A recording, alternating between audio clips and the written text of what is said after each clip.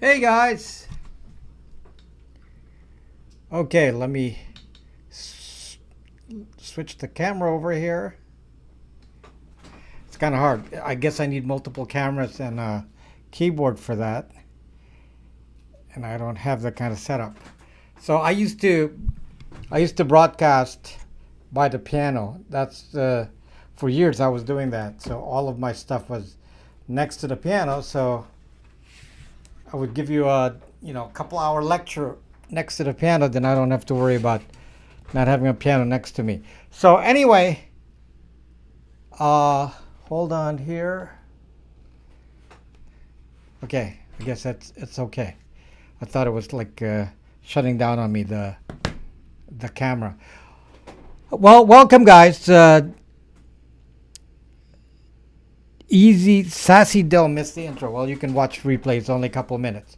So the topic tonight is actually kind of broad. I just want to give a big picture view because I talked about so many threats to your devices, and some of the threats are important to some of you and not important to others, and there's like so many combinations, and there's so many different possible solutions, and some there are no solutions, and it actually depends on who you think your threat is. Some of you have a threat of a hacker. Some of you have a threat of uh, three-letter agencies, or what you perceive to be a threat with mass surveillance, for example. And then some of you feel there's a threat to your freedoms based on what big tech is doing, and all of that is actually part of it.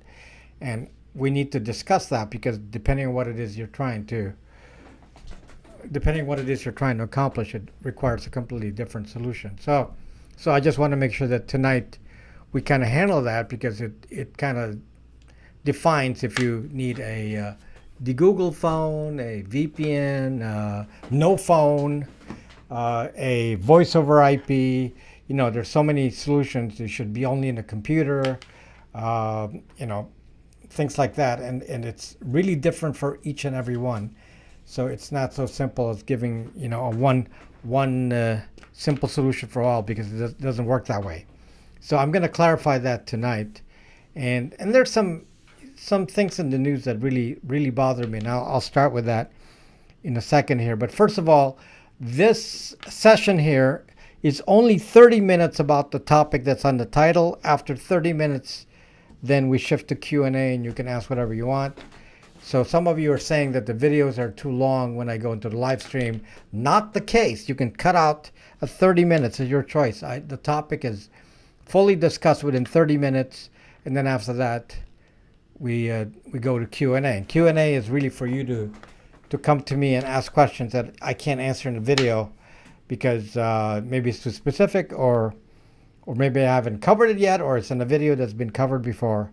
So I want to make sure that you get a chance to do it in the Q&A section. And the other thing is the Q&A gives me a feel of where you guys stand, and it really gives me feedback as to what videos to make.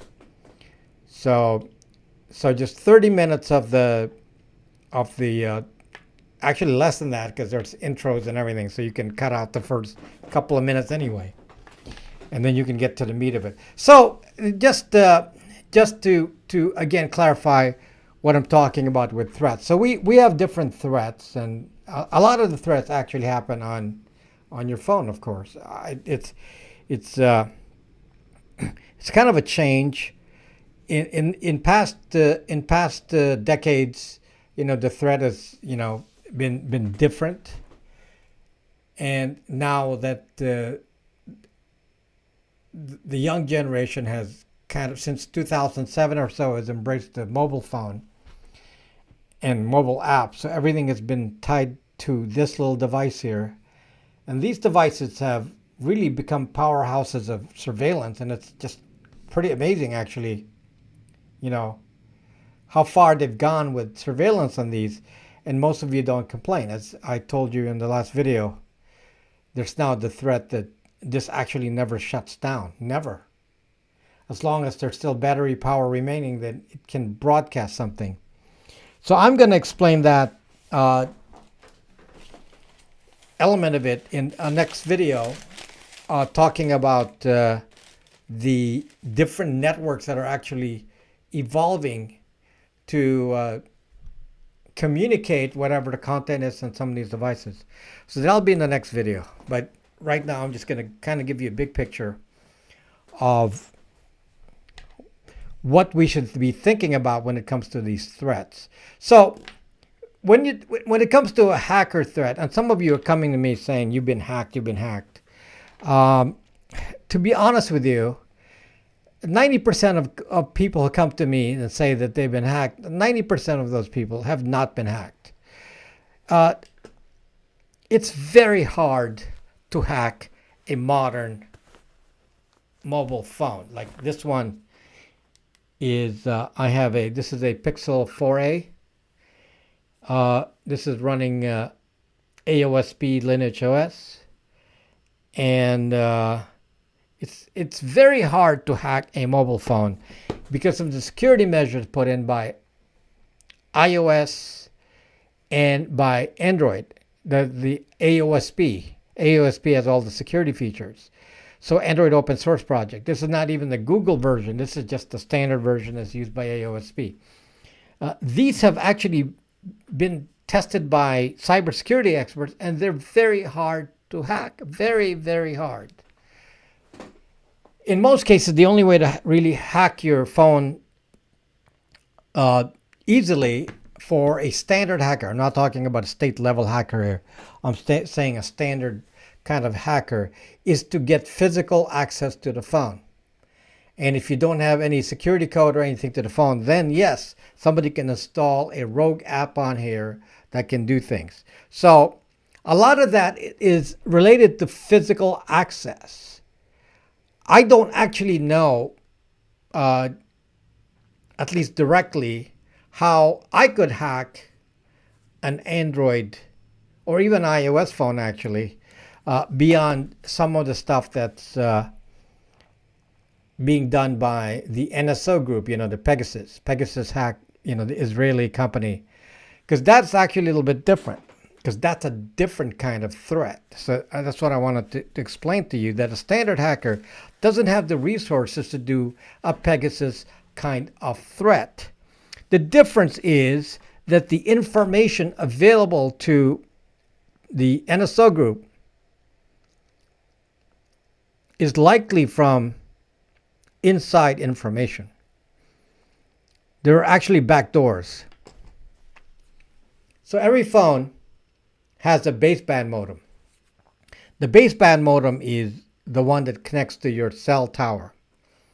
That's an SoC, system on a chip. It's actually completely independent on the phone. In other words, when you install Google, Android, standard Android, or iOS on the phone, that has nothing to do with the baseband modem, which is in the USA, most phone motherboards or the baseband modems are built by Qualcomm. It's a Qualcomm SoC, system on a chip, which is a full computer inside the computer, computer in the computer. Okay? Nobody knows what's in the Qualcomm chip because it's a computer by itself. I talked to you about something called IME, Intel Management Engine, which is a computer within a computer side by side with the Intel chip. So you have your Intel chip with your, 11th generation Intel CPU, and then there's an IME chip right next to it, which is actually a secondary chip that's actually doing some of the functions and can control the hardware on your device, skipping the main processor. So it's actually two processors on your computer, and they have access to the same bus with the same hardware and all that. They can power off. It has a separate switch. It's unswitched actually. You know what's inside? Yeah, Intel inside. Intel inside twice. Intel inside, somebody said. Yeah, Intel inside.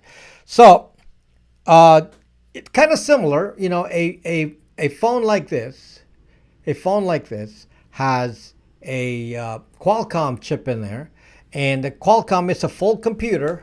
And by computer, I mean it has a operating system, probably Linux, most likely. Some low overhead Linux, It has software. It has input output. It has memory. It can access its own flash memory. In fact, the baseband modem is self-updatable. It has memory, so it can actually store data.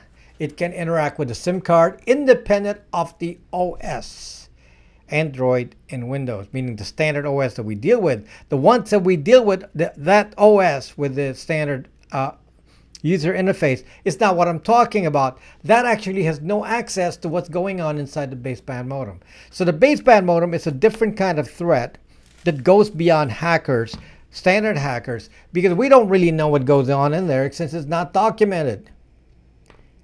You can't really, it's very hard to hack something when you don't, it's going to be random because you don't know what's in there. So, but yes, some people know what's in there. And this is what's so unfair about this. Certain players in the state, can go ask Qualcomm and say, let's put a backdoor in there. And so, yes, they did. There's a backdoor in there. And the backdoor is being utilized by the SimJacker attack and likely also by Pegasus. And the thing is that backdoor is existing in all baseband modems, every fucking phone in the world, even the flip phones, every phone ever made. Every phone ever made can be hacked by state level players at the baseband modem level. It has nothing to do with Android or iOS. It has nothing to do with all the security features on here. It has nothing to do with SE Linux and all the different things because it bypasses that. It's a separate computer within the computer. So if they can access that separate computer and it's powered separately, we don't even know if it receives separate power. Then therefore, if it's off, it's getting power elsewhere. We don't know that. So because of that, that is a completely different threat. And unfortunately, we have no defense against the baseband modem. So the only solution that somebody has come up with relating to the baseband modem has been to physically shut down the baseband modem with a physical switch. So there's only, I have a Librem 5 and a Pine phone, and they have physical switches. I should have brought it here. I wasn't thinking about that. I'll have it here available for future demonstrations. So a Librem 5 and a Pine phone are Linux phones, and they both have physical switches. And they've isolated the baseband modem. They're SoCs, right? They're system on a chip. But they've isolated them by not putting it on the motherboard. They're actually separate components, and they get their power through USB. So if you cut the USB power, then they're unpowered. So those companies found a way to expand the size of their motherboard by making these external devices, and then they put a switch at the USB section. That is not going to work with your typical standard Android and iOS phones because it's a system on a chip that has everything in one chip. There's no separation. They're not using USB. There's only one motherboard with everything on it. And so we have no way to shut that down. So if you are the kind of person that's worried about that kind of threat, well, unfortunately, the only answer for you, like a Snowden, is to not have a phone. There's no answer to that. I would not put a SIM card. I would never think of putting a SIM card on a phone for that kind of person. Maybe you can use a phone without a SIM card. That at least will not identify the phone. And it's not going to broadcast. You can still dial out with 911, but there's actually no incoming traffic that's because it's not reporting itself. Unless you dial 911, the phone doesn't report. So because of that, then without a SIM card and you use Wi-Fi calling, I have a phone like that, then you can kind of evade that. And that's, I believe, what John McAfee was doing when he was alive. He likely had a phone without a SIM card and was using computers.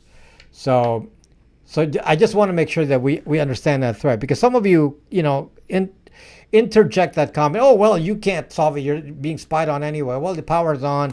and carriers can track you. Well, that's true, but that's a different kind of threat.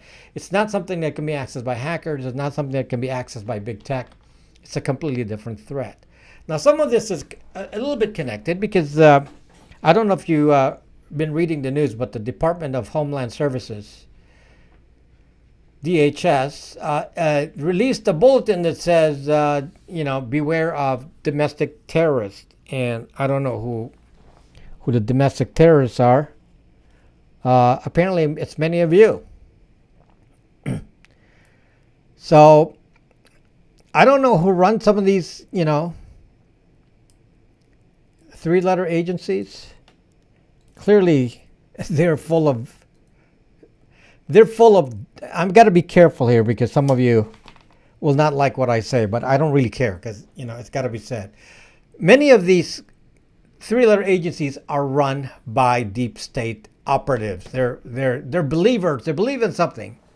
They're very strong believers in something, and they want to change the world to their image. And they're in deep state, and they're going to be there forever because they're low enough that they don't get fired when there's a change of administration, and they can impact on things at the security level that even the higher ups may not know about, and they can, come up with these policies and direction to track people. And apparently the definition now of terrorist is anti-vax. So if you're anti-vax, you're now the equivalent of a domestic terrorist. I don't know how far we've gone here. I've told you I'm not anti-vax, but my goodness, to be classifying people who have authentic beliefs that they believe whatever they need to believe, because it's a free country, we can believe anything, and they have beliefs, and our own government is classifying those people as spreading disinformation just because they have beliefs that, some of these beliefs, by the way, a few months ago were considered to be disinformation and are now accepted as mainstream. And yet these are the same people being classified now as being domestic terrorists. Okay, and this bugs me, and this is really, important, because when you're being tracked by big tech, collecting all this data, and they're connected to the three-letter agencies. I told you about Moonshot CVE and how they actually have identified. They can identify you by name if you're, a believer of certain things in certain groups. Like if you're anti-vax, they know that. Especially those of you who don't care, who are cavalier about your activities. Yeah, they know that. And that's a threat to me that I need to protect. It's actually tied to big tech, and in fact it's connected to three-letter agencies, but not in the same way as let's say a real terrorist is connected with communications and so on, because this is about opinions. That we are being tracked based on our opinions. Bugs the hell out of me. And so that's why, some of these solutions that I give you, it makes you disappear. And this is the kind of stuff that I focus on. One of the things that is clear is that the way that Google, for example, identifies you based on your activities on the internet, and you're not the type to care, and you're like using your Google Android, and some of you are arguing with me and saying, well, I don't want to give up Google. I'm going to go, I have a business. I got to use Google. I got to do this and do that. Well, that's up to you. I mean, no one's going to force you to make a choice and say you're going to dump Google or Apple. I'm just telling you and giving you the information. I don't trust these companies because I've already seen what they're doing here. They're already classifying you, and just like Google Jigsaw is classifying you with beliefs, and that's the current problem right now. And they've actually generalized this as saying these are groups that are breaking down trust in government entities and government organizations and so on. That's really how they're phrasing this, without any kind of realization that somehow people are entitled to their own opinion. It may be different and that the opinions may be legit.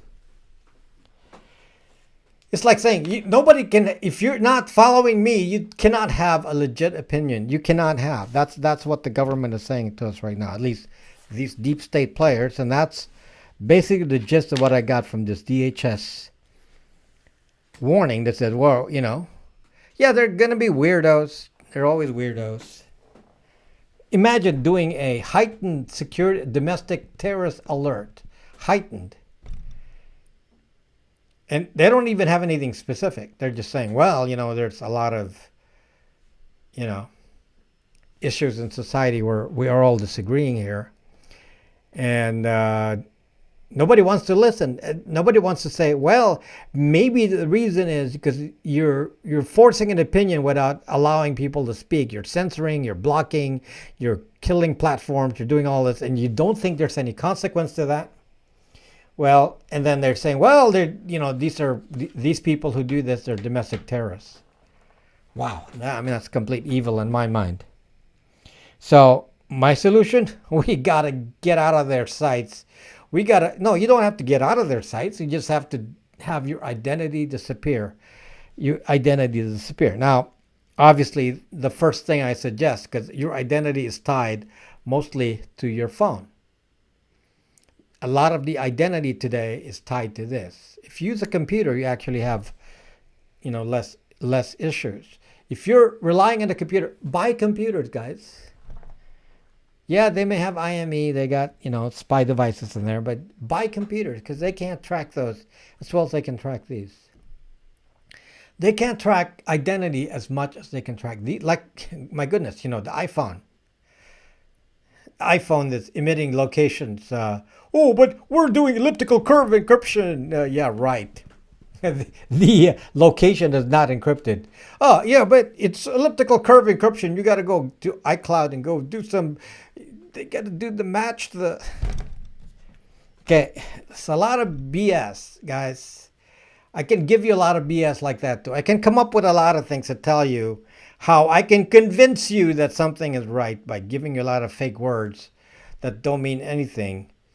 Just like what Apple says and what Google says. So protect yourself. The phone's number one.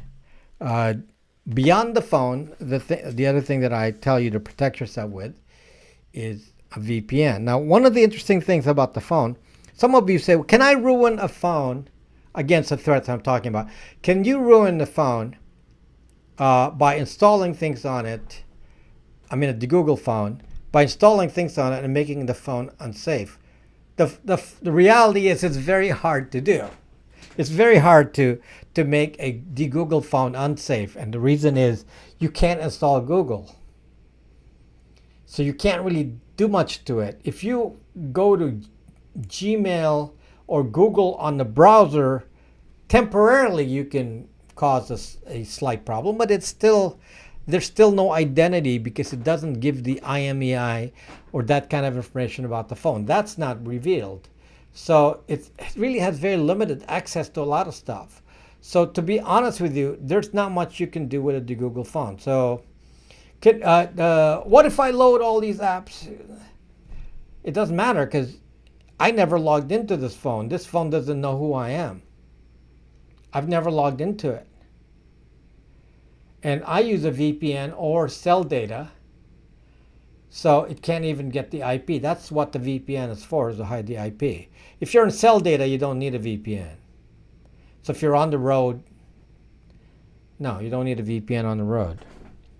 Okay, but somebody will come to me and say, but you can still be hacked by the government with, through the baseband modem. Correct. Yes, you can. Yes, you can. But that's a different threat because to get to the baseband modem level, you have to be an active surveillance target, meaning it's not mass surveillance anymore. It's targeting a specific individual because they think you are the terrorist. That's a little different, okay?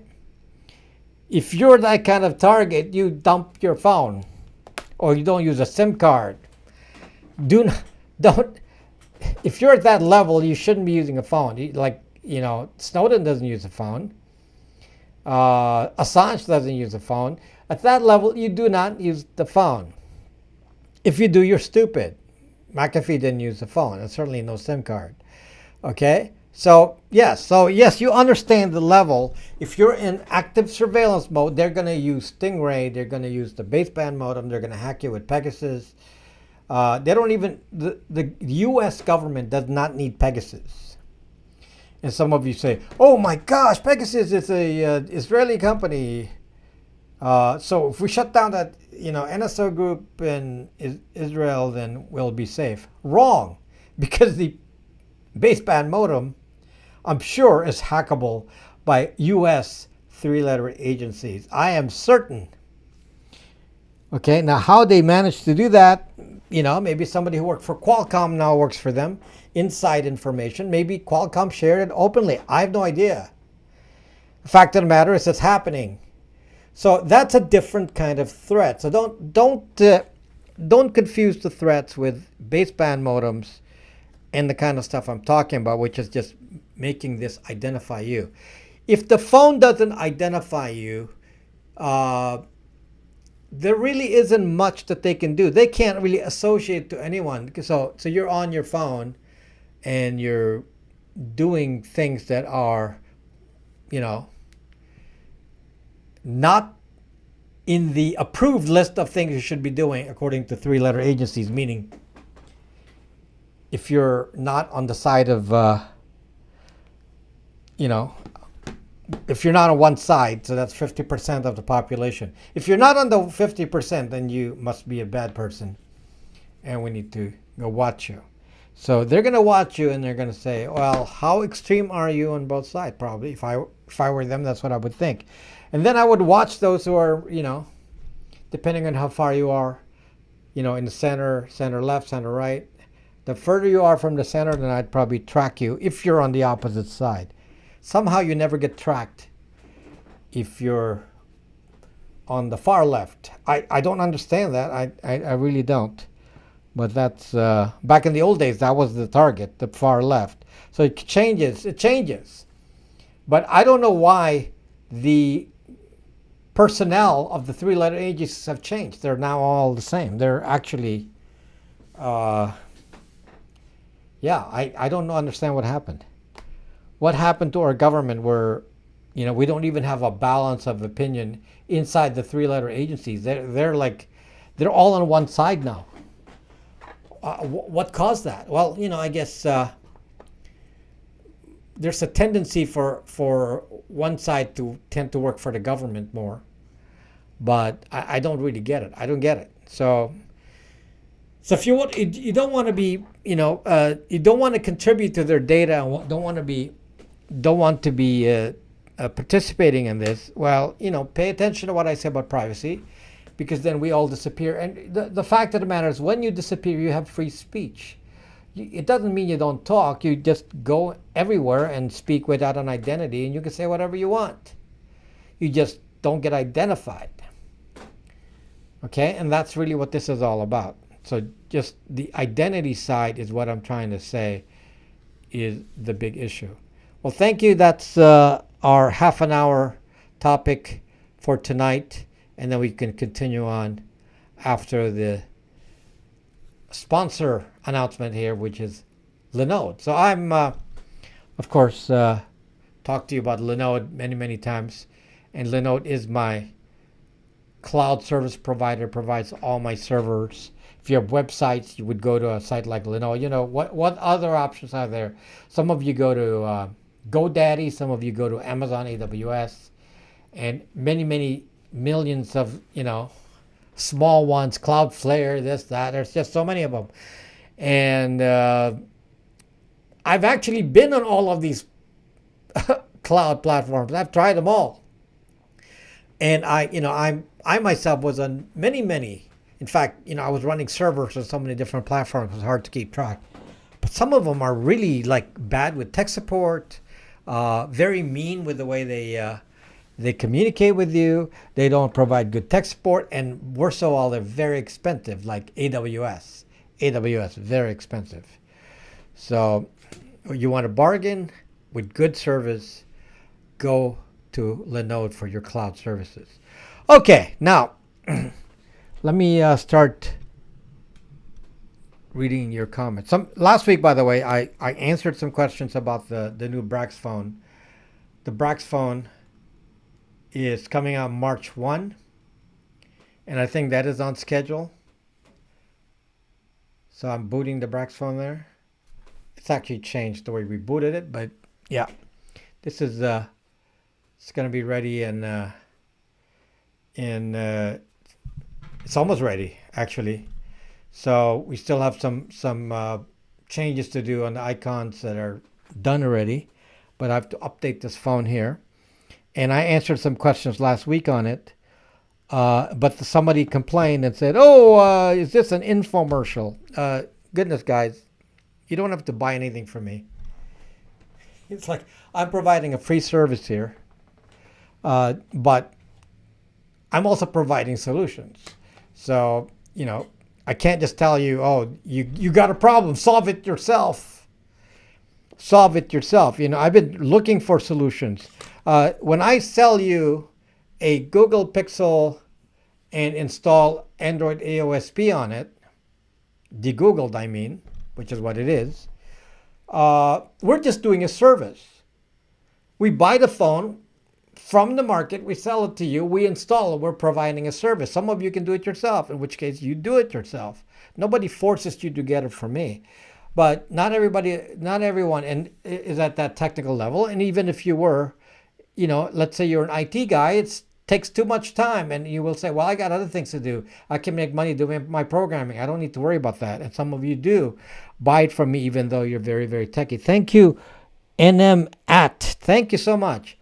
Thank you. So, yeah, you don't have, you have to understand that I'm providing solutions. You can not only do this yourself, there are people doing this. Other people doing this. So if you begrudge me the ability to help you provide this service by providing the service, well, I think you're being mean, to be honest. So, yeah, it supports the channel. I mean, obviously, got to hire people to do this. So yes, I have people who do de-Googling and run the VPN service and tech support and all that, and run the servers and so on. So we are providing the services. We provide phones. We provide VPN services. We have a VPN router where we turn your Raspberry Pi into a VPN router or Tor router, whatever you choose. We provide that service. And because there's a problem, and the problem has to be solved, and there are no easy solutions. For just example with the VPN router, what is the solution to the VPN router? Some of you can actually go to, just to give you an alternative here, is it flashrouters.com, something like that? Then you can buy a router, VPN router, and there you go for what? $699. I mean, yeah, you can do it. If you don't know how to do it, they do it for you and they charge you at that level. So obviously my products are to fill a need, and the need is that we're supplying these at a lot cheaper price at the $200 mark, inclusive with everything in it. And it's just there's a need, so I supplied the need. So if you want to accuse me of, you're just trying to sell these products, who cares? I mean, if you don't want to buy anything, no, I'm not telling you to do that. There's always alternatives. You want to ask me for alternatives? There are many. I have a VPN service. Do you need to buy from me? No. You can get from other sources. So, I think our services are better, but if you don't believe that, you don't have to. I don't understand why, I have to listen to these comments. It's just frustrating as heck. Okay, frustrating as heck. In any case, so this phone is a little bit different than what I've been offering, this Brax phone here. And the difference is that I have not found a way to sell a new phone that's de-Googled. Every time I've been selling de-Googled phones, I've been selling used phones because that's the only way to get them. You buy a used phone and you de-Google them. And I'm always reliant on whoever makes the AOSP for that phone model. Because we sell different phone models, and whoever makes those, then you're kind of reliant on whoever makes them. And for the first time, I'm able to provide something where we actually can make sure that everything works because it's an OS that we actually configured for this phone. And the phone is new. And what's the advantage of that? Well, the phone has a warranty, which none of these other things that I've been selling in the past had. So that I think is a big benefit, and at a low price. Low price where I'm selling you something that's not used, is de-Googled, and if it's of a high quality product for the price. So I'm very happy to be able to provide this. This will be available on March 1. Okay, March 1. Now somebody, and I also have something, the Brax mail service. Somebody was also making some nasty comments. Well, why are you promoting Brax mail? You said you can't, that Proton mail and all of these are not good solutions. Hey, I'm saying that Brax mail is an alternative to Google. Instead of using Gmail, you should use a paid service where you're a little bit more private. One of the things that differentiates a Brax mail from, let's say, mail you can get from GoDaddy, as an example, or even paid Yahoo, whatever, any paid service, is that we strip the header off the email. Your IP address is on the email. That alone, when you use Brax mail, they can't locate your IP address on the email because we don't put the header on the email. We strip it out. I mean, that alone is a very big deal. Very big deal right there. So that's one of the things that we've come up with. Your opinion on EarnIt Act, the main focus, I know let's see where that goes, at the EarnIt Act. Obviously, I'm extremely upset with all that kind of stuff. But we'll dedicate a different time for that, because I don't know where that's going. That's already been tried and failed. So we'll see. We'll see where that goes. IP address header is stripped out. Yeah, it is. Doesn't Google take it from the person you email it to? If you email it to your friend from, let's say, Braxmail, your friend does not get a header with your IP address on the email, so it kind of breaks the chain. So they can't go back and tell where it came from. If you are careful and you do not put your real name on your email, or just use your first name or first name initial, something like that, it makes your email safer from anyone reading the email, since obviously Google reads all of your email. Okay? I don't think I'll pass. What does that mean? New batteries in the Google phone. What? You mean you think I'm going to sell you a phone with old batteries? Now, obviously, that's one of the biggest deals with a fresh phone is the battery. Batteries last 3 to 5 years typically on a phone, and because they're the Google phones are used, you always have a risk of, at least in the lifetime of the phone, having to replace the battery at least once. So which you don't have on these because they're brand new. So the batteries are brand new. Okay? So, yeah, I don't think Earn It Act is going to make it like it didn't make it the last time, but we never know, so we'll keep track of that. I don't want to spend too much time on something that may not make it. I want to support the man, but I'm too ancient to comprehend on my own. Well, that's why you support me, because you don't need to comprehend, you just use it. Nobody has to teach you to use a phone. There's no instructions with a phone. Nobody gives you instructions. How do you use a phone? You just tap on it, put a SIM card, and it's up and running. I mean, it's kind of, the Google phone is kind of brainless. I mean, because you never logged in, it really doesn't know who you are.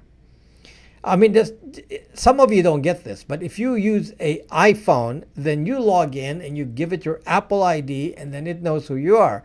If you have a Google Android, you log in and then it knows who you are.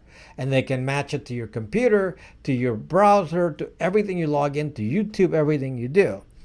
Well, if you have the Google phone, they don't have an opportunity to do that.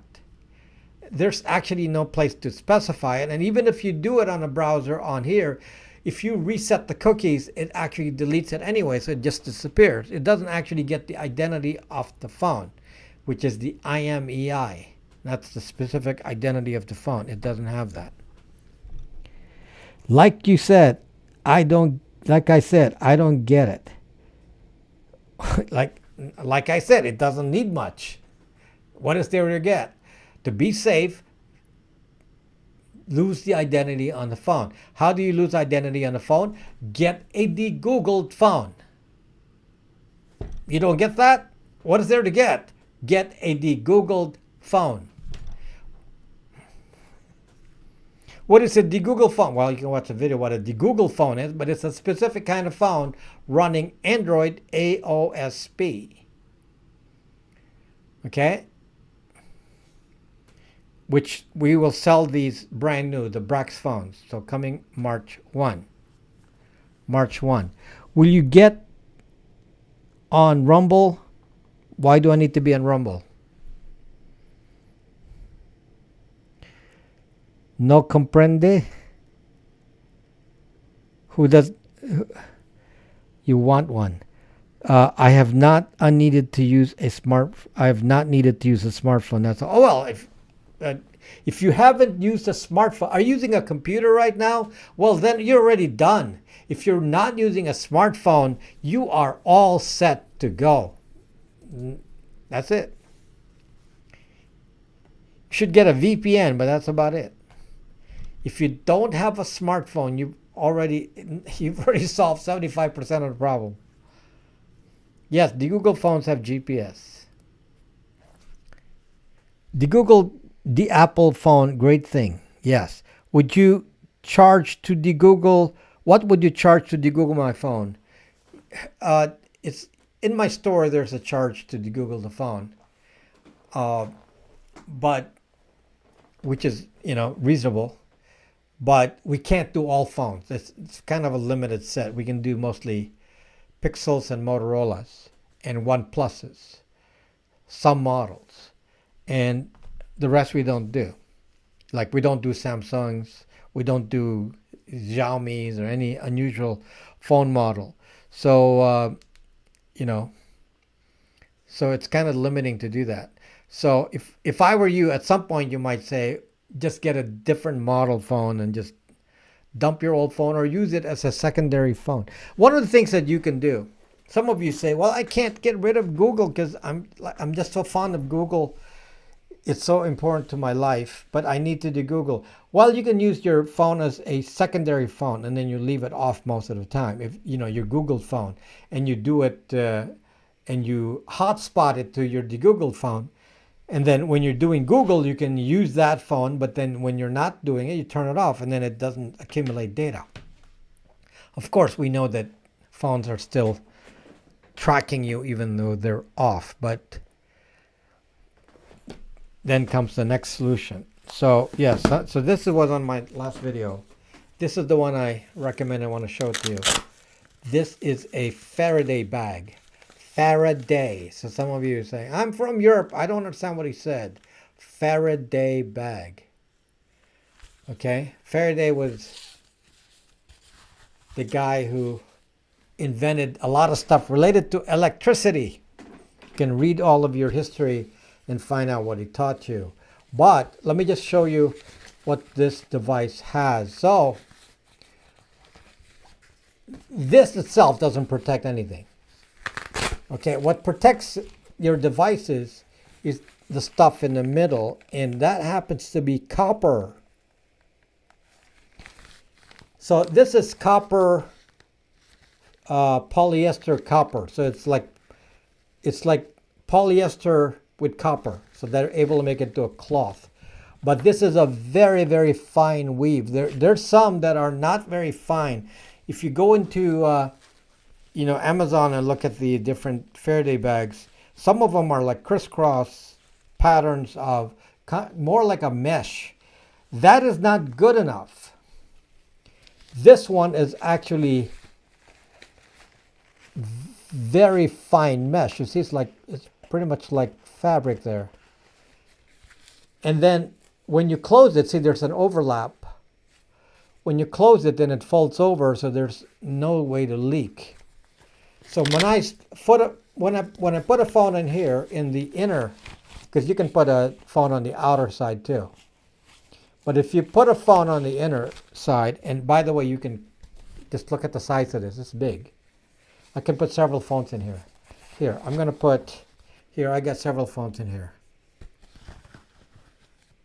There. 3 phones. 3 large phones. Okay? 3 large phones. So I'm able to put 3 large phones on there. These are all XL sized. So I put the link of this in the video, this particular model. And I tried it, and it really does work. So if I put it in, it says no service.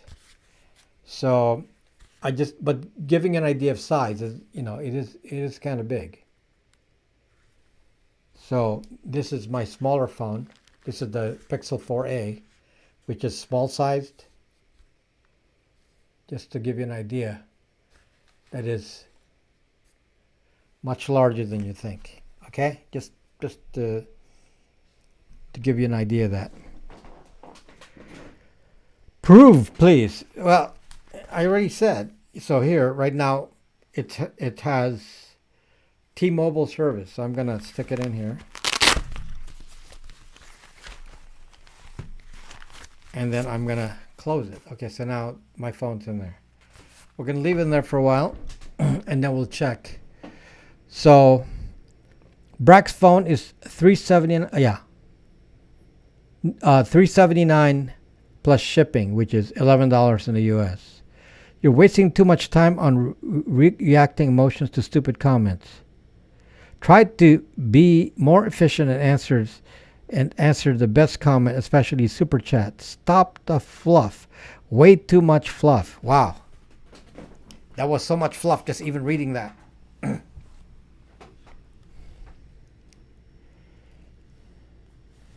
How do you decide which apps are safe to use?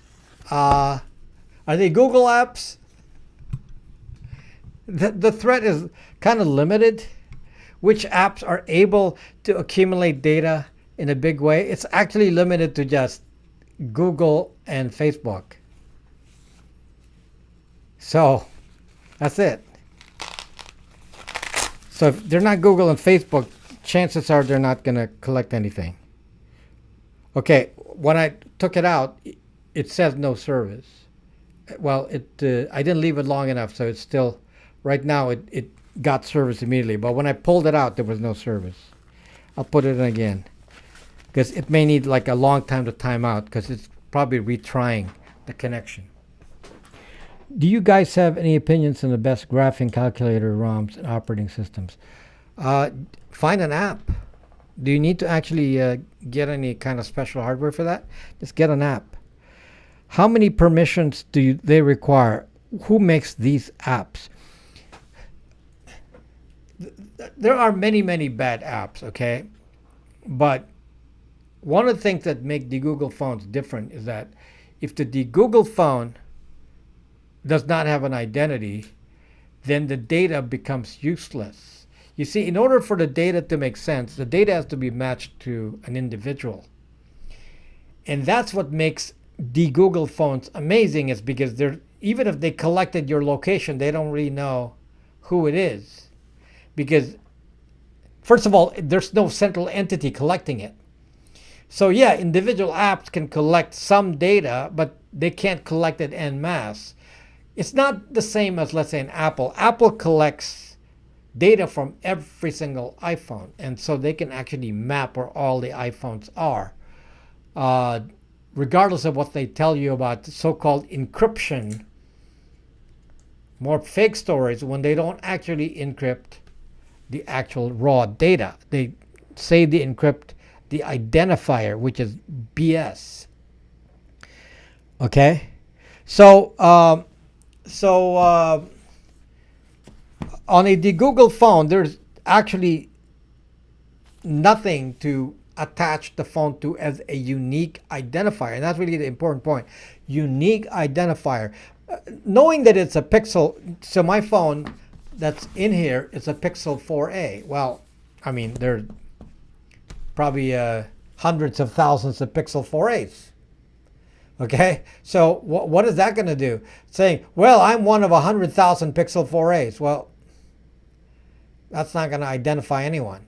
The way they do it is they actually pick out the IMEI, which is the International Mobile Equipment Identity Number, off the phone, and then they can match that to your activities and say, oh, IMEI such and such was doing X. And that's how they then associate an activity to an individual. They don't even have to know your real name yet. They just need to know that this device is always doing these kinds of things. Well, they can't even do that on a Google phone. The reason is, if there were 10 of these, they don't know which 10 is doing what. Which of the 10 is doing what? Let's say one is going to CNN and one is going to Fox News. They can't tell which specific phone is going to CNN and which one is going to Fox News. They have no way of doing that, because the phone just says, I'm X model. That's all that's actually known. I hate WhatsApp. I have to use it on graphene. Yeah, that's really sad. You're on graphene and then you're using WhatsApp. Yeah, that is sad. And I know the limitations. But fortunately, the Google phone does limit the kind of information that even WhatsApp can get on the phone. However, the problem is it matches it with all of your real friends and all of your real contacts. So they know you not from the phone, but from your activities on the metaverse, whatever it calls it now. I don't even know how to pronounce it anymore. Is it metaverse or metaverse? What does he call it? So, I'm late and I really know nothing about this area. Can I buy your VPN and use in Germany? Yes, I have a server in Germany. Can I use it on all my devices? Yes. Yeah. So I have a server in Germany. I have a server in Germany and in the UK, and you can switch between those. Many servers in Germany and many servers in London. I believe my servers in Germany are in Frankfurt. Many servers in Germany, many servers in London. If you want to use Graphene OS, we can even install Graphene OS on some of these phones. But let me tell you, it's pretty stark. If you're not used to it, you're not going to get anything. I mean, it's just like a blank phone. So, I'm not sure it's user friendly. How about that? I mean, yeah, if you want that kind of security, then we can install it for you. Just don't come back to me and say, well, I wanted to install 10 million apps on it. That's not what you use it for. If you want to install a lot of apps, then you should stick to something more mainstream like Lineage OS and the way we install it with Aurora Store. Otherwise, you're not going to be able to install any app. So, make Brax LTE network. Yeah, I guess I could come up with a Brax LTE network. Like, did you see how Google did that? Google Fi, and you actually go around and say, "Oh my gosh, Google came up with its own carrier network called Google Fi." Guys, Google Fi is just T-Mobile. Okay, Google Pi, not Pi, Fi. Google Fi is T-Mobile. They're just a MVNO, just like Mint, Ting, uh, U.S. Cellular, uh, Cricket. They're just a reseller. It's called Google Fi, but it's not really anything special. Okay. It is not possible to de-Apple on Apple. Right. Does Brax Phone work with Verizon? No.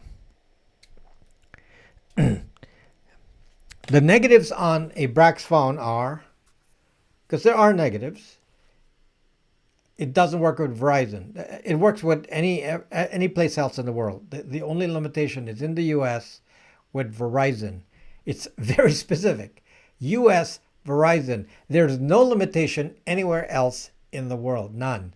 So it works anywhere else in the world, just not with Verizon. Other limitation, it's not waterproof. Waterproof phones are typically more expensive, like $800 or more. So it is not a waterproof phone. Another negative is it doesn't have wireless charging. Another negative is you need an adapter to use a headphone jack that's 3.5 millimeter because it's USB-C. So you need one of these. Okay, and then you have the headphone jack, but you need to get one of these. So that's another negative. What else?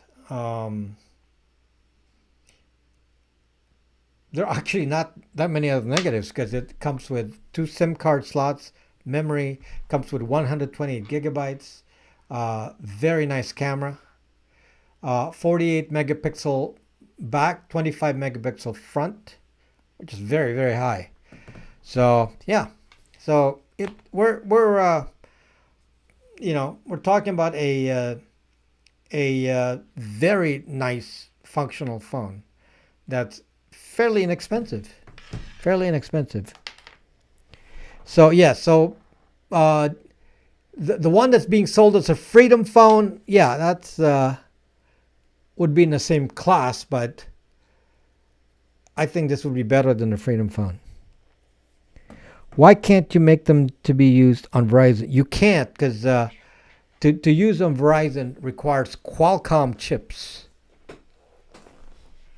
And, for contractual reasons, you can't get those. These are MediaTek. If you're going to make a custom phone, the only way to afford it is to use MediaTek chips. The motherboard has to be MediaTek, because if you do Qualcomm, then you're going to have to, deal with a lot of restrictions. So most, makers of clone phones and so on don't have a choice. I mean, if you want to make something reasonable, you don't have the ability to force an issue and say, well, I want you to make me a custom motherboard, Qualcomm. They're going to say, well, we sell 1 billion Zucking motherboards every year. How many are you going to buy? Well, we're going to sell 20,000 of these phones. They'll laugh at you. They will laugh at you. You don't go around to Qualcomm and say, well, we're going to go ask for 20,000 of these motherboards. No. So no custom maker of a phone can demand this of a Qualcomm. So no. It's not. Some of you make these statements. The size of the phone is in the Brax store with the exact dimensions. It's on the store listing. It's on there. It's basically the size of a XL phone. So this is a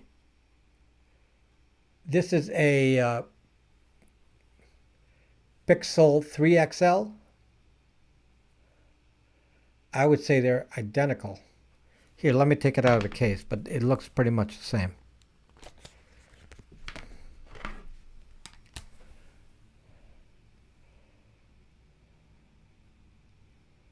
Wow, I mean, I'm actually surprised how close it is. Okay, so that's the Pixel 3 XL.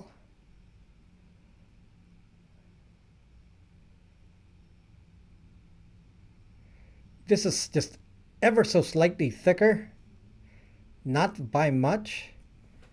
Let me get one that's the same color you can see, because there's a color change.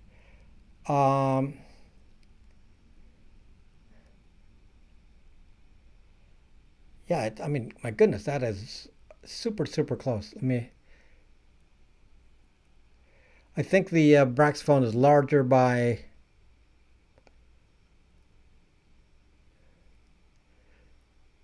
maybe it's longer by 2 centimeters. I mean, 2 millimeters, maybe. Maybe, but the width is exactly the same. The other parts are exactly the same. That's on a Pixel 3 XL. Let me just see here. This is a Pixel 4 XL. Pixel 4 XL.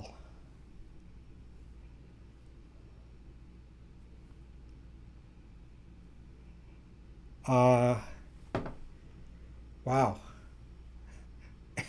They're the exact same size, height-wise. Actually, wow.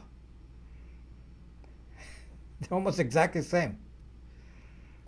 Pixel 4 XL.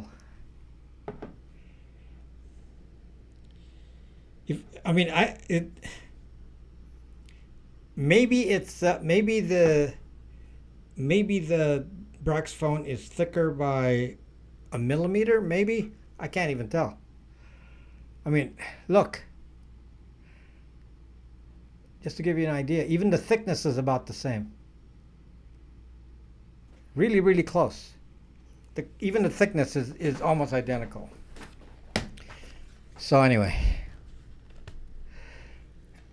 I know somebody's gonna go, why do you talk about your products? It's an infomercial again. Yeah. I've heard that again. So anyway, I mean, hopefully you're learning some of these, because it gives you an idea of phone choices as well. And phone choice is important. So it's, some of you are like thinking, this is an infomercial. No, stop. Learn.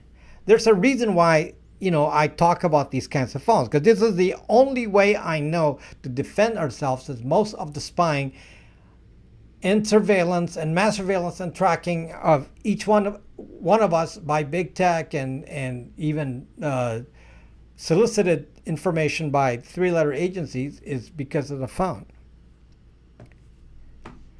Okay, so if you feel that's not true, then you can go make claims because you don't like me, and you're going to make claims. Well, he's just trying to sell stuff. Who cares? I guess you're right. I shouldn't really care. What is a good Google phone? What do you mean? The Google phone? So what the higher quality phones that I sell are these Pixels. So this is a Pixel 4 XL, and this you can de-Google. So let me let me just show you some other ones here. Okay, this one is a Pixel 5. So this is a model from a few months ago. So this was the top of the line model last year. So, which is, we're only in February. So a few months ago, this was the top model. So they started selling the newer models in December. So this is a Pixel 5. It's a little smaller. Okay, and then there's a 4A 5G, which is a little larger, closer to this. These are expensive phones. They work with Verizon. Okay, so yeah, so you can certainly use these as the Google phone. I do not customize these OSs. These are using Lineage OS as a default. because I think that's the most usable for most of you. I refuse to move from my Pixel 2. Pixel 2 unfortunately cannot be de-Googled. Pixel 1 they no longer support. So the next model in line is the Pixel 3. This is a Pixel 3, which is a very good model still, and it's this one will last a while. It's actually like a iPhone 6. This is like a workhorse. The problem is because of age, you may need to change battery on them, which is not a big deal. Change battery when the time comes. But they're the cheapest Pixels available right now. Will you offer the Brax 2 in a 8 gigabyte version later? No. There will be a different model when the time comes. For this year, the model is this, which is 4 gigabytes with 128 gigabytes of storage. I mean, check out the price. You know, you're like saying, well, I want this on it. I want it to be waterproof. I want it to be this. I want it to be that. Yeah, I mean, all of that is possible. Then the price goes up. So this is very inexpensive. I mean, what did they say the Freedom Phone is? Isn't the Freedom Phone like $500? It's $379. Okay, so you know it's kind of low margin as it is. So what's your best Verizon phone? The best Verizon phones are the Pixels. This is the highest price that I sell. This is a Pixel 5. Okay, so this is the highest price model.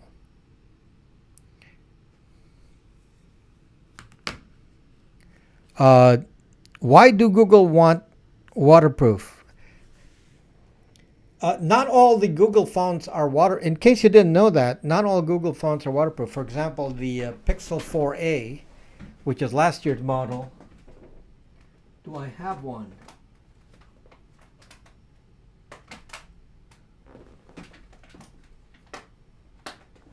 Okay, this is a Pixel 4a. And it has a headphone jack.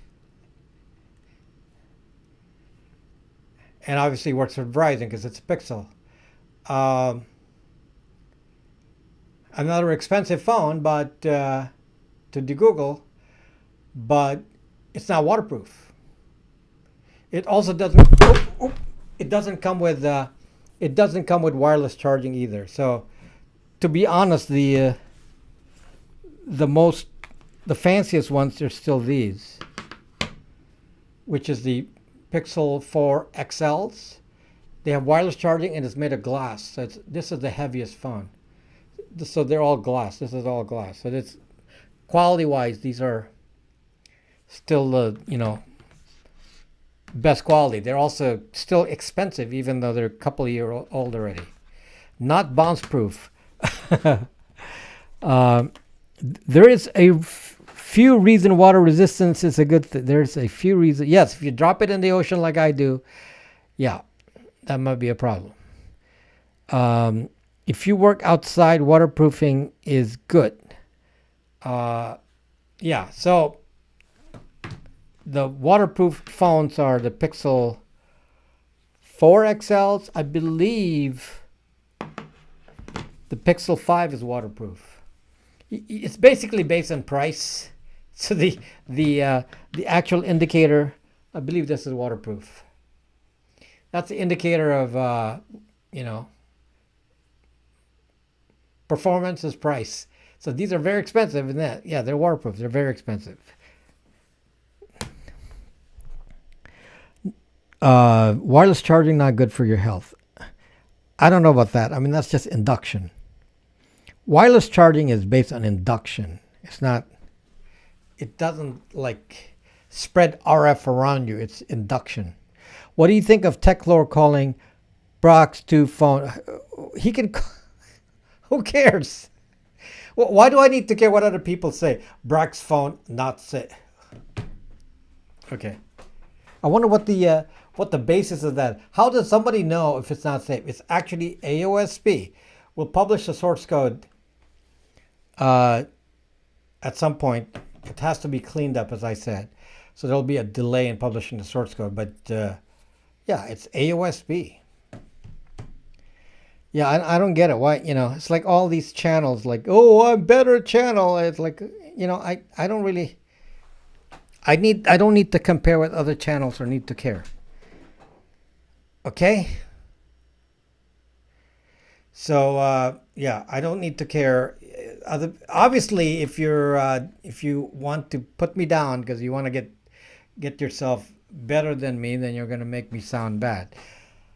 That's okay.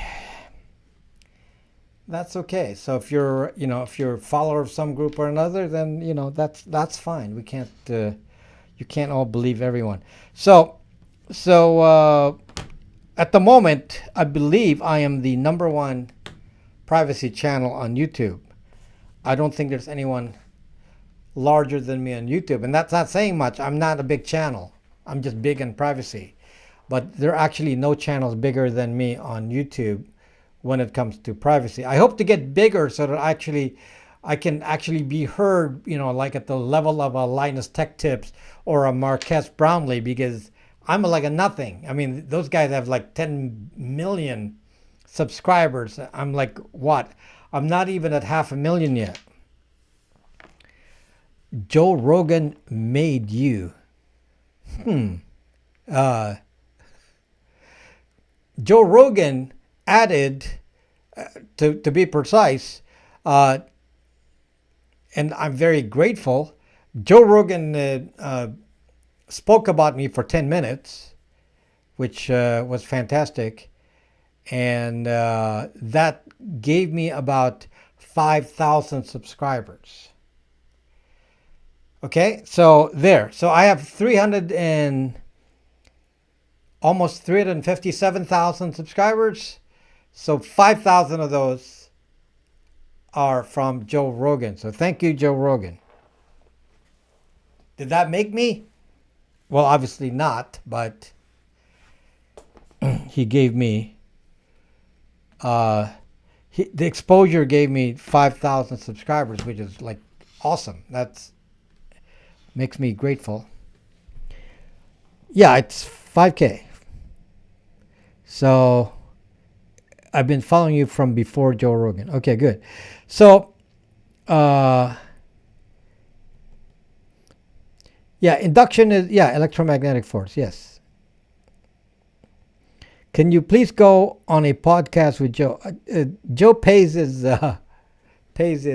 guests, so he has to tell me that he's willing to pay me, and it's worth it for him, because obviously his show is for him to make money. So he must get people with big enough names, because otherwise then nobody watches him. So I'm a nobody. I'm a nobody. Okay, so Rogan, as you know, is a subscriber of mine. He's still a subscriber of mine. He binge watches my videos, so I know that he said that. He said it live on his broadcast. He binge watches my videos, and he actually was talking about it for 10 minutes and was actually quoting some of the stuff I was saying about the Google phones and Brax routers. And I was like, he obviously watched more than one video. He actually watched a lot of videos to be repeating a lot of what I said. So that really is appreciated. So anyway, but I am a nobody. But yeah. So many people want to talk badly about me because they want to support whatever they want to support. For example, if I don't talk about certain operating systems, like I don't talk about, if I don't talk about a specific one like Calyx OS or Graphene, that group comes in here and starts accusing me and saying things. Thank you, Monkey Mash. I would like my in-laws to escape.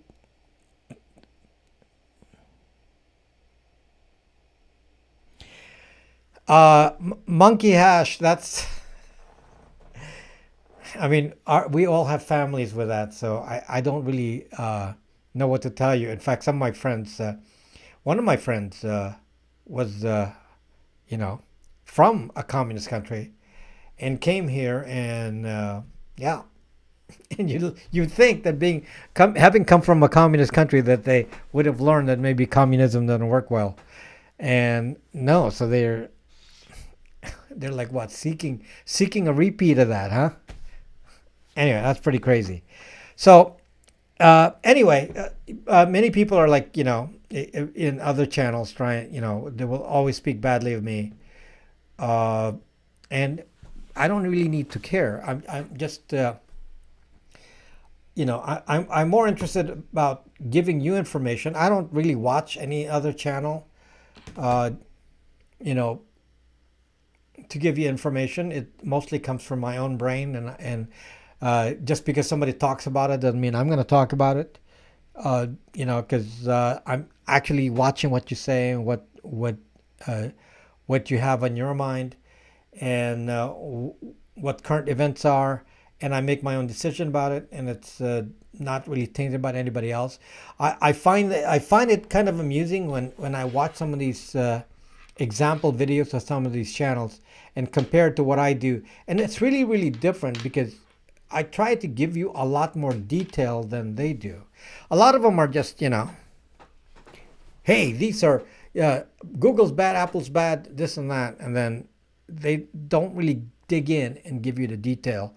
And that's really the difference in my channel, is I give you a bunch of detail that you may not agree with, but I'm going to, because some of it has to be theorized since we don't know. For example, what exactly is the backdoor? Somebody will say, well, I don't know if you're lying to us. Is there really a backdoor in the baseband modem? Because you haven't really proven it. So, okay, so no, I can't prove to you what the backdoor is because it's a backdoor. I don't know what it is. I can only know for the effects of it because as a tech guy, I know that there is a backdoor because it's been proven. It's been proven with a SIMjacker attack with Pegasus. Just like saying IME. We don't know exactly what IME, Intel Management Engine, does. We know you can take over a computer. It's actually documented. I actually read that. So that I know more. But like I know what port number it uses and all that. But, it's not everything that I can talk about is something that I can actually demonstrate to you. Some of it I have to use, deduction. I have to deduce the truth based on fact. For example, one of the biggest lies is how Apple, your iPhone is collecting locations like every few seconds, and it's using it for AirTag. Okay, and somebody posted on Facebook, and somebody challenged what I said on my video and said, well, he's lying because here's the tech support article from Apple that says that they protect you by doing elliptical curve encryption, which is, makes it sound fancy. Elliptical curve, like that's supposed to make it any better. Okay.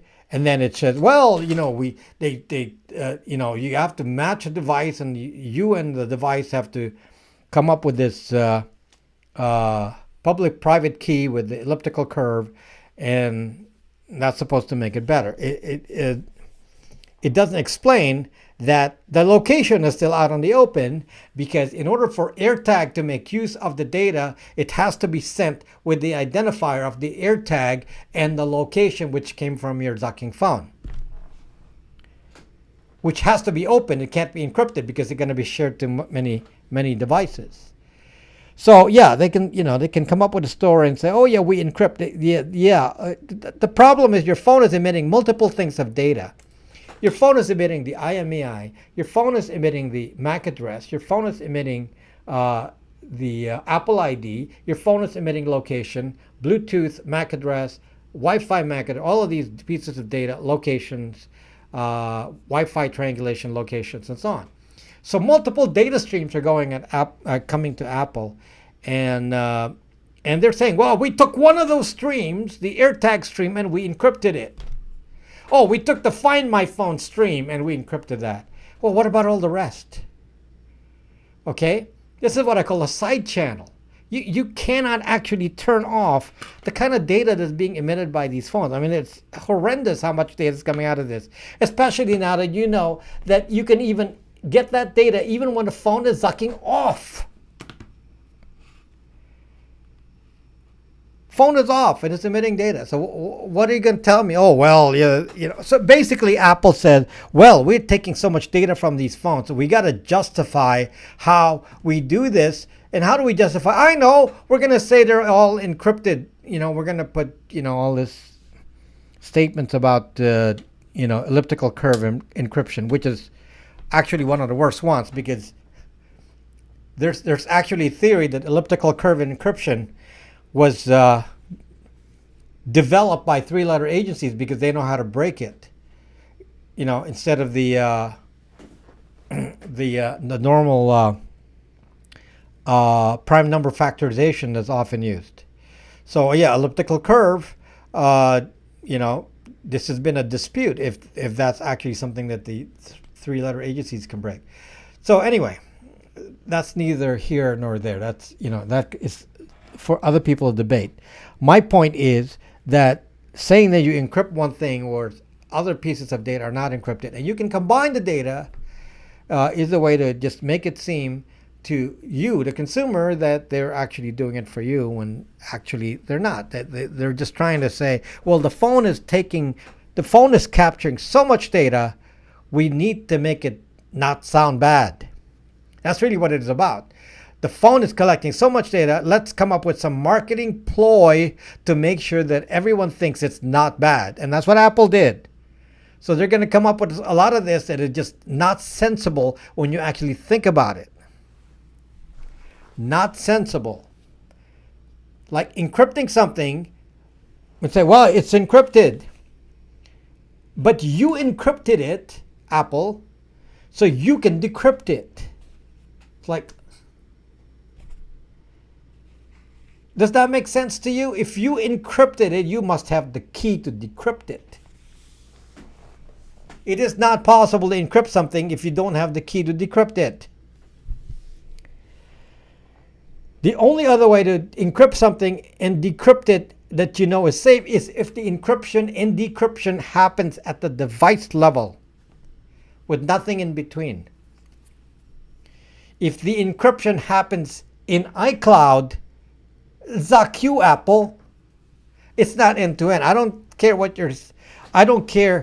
you're telling me. It's on my last video. It's in the description, the Faraday bag.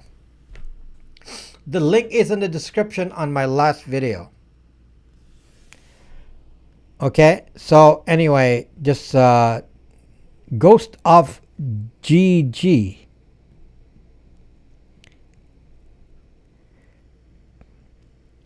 Can you factory reset a de-Google phone I bought from you and it will stay de-Google? It will stay de-Google, but you will lose so much stuff and it's hard to reinstall it. That's why it's hard to, when you do a reset on a Lineage OS, it loses F-Droid, and that's really the major problem.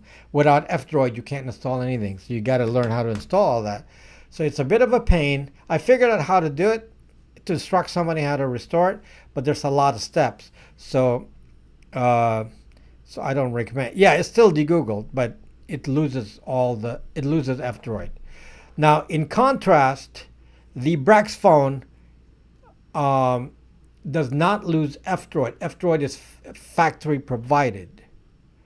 Aurora Store, Micro-G, they're factory installed. So you can reset it all you want. It'll go back to factory with all that provided. With the standard apps that we included, they're all there. The one thing I want to just add to this that might save a lot of you time, I'm thinking about pre-installing all the VPN profiles from Bytes VPN on this. Wouldn't that be like so simple? If we can do that, then that would just ease the installation of VPN on the phone. So I'm going to try to do that, where it pre-installs the current VPN profiles, and it's part of an OTA update. So that'll be great. What phone are you holding? This is the new Brax phone. This is Brax 2. The phone model is a Brax 2. So this is going to be available on March 1 for $379 plus shipping of $11. So very inexpensive quality phone.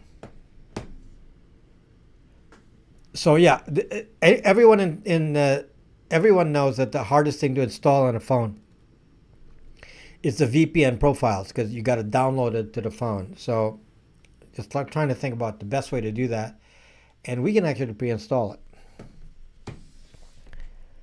Why don't they want us to have privacy phones? Well, the same question. Why do they want the phones to give out data even when they're off? Same kind of logic. Don't like the camera in the screen. Don't like the camera in the screen. Oh, you mean you'd rather have a notch? You don't like that little dot in there?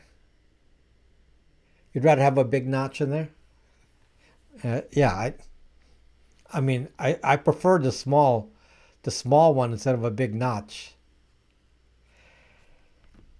because I think the notches are kind of obnoxious. But yeah, can't win there, right?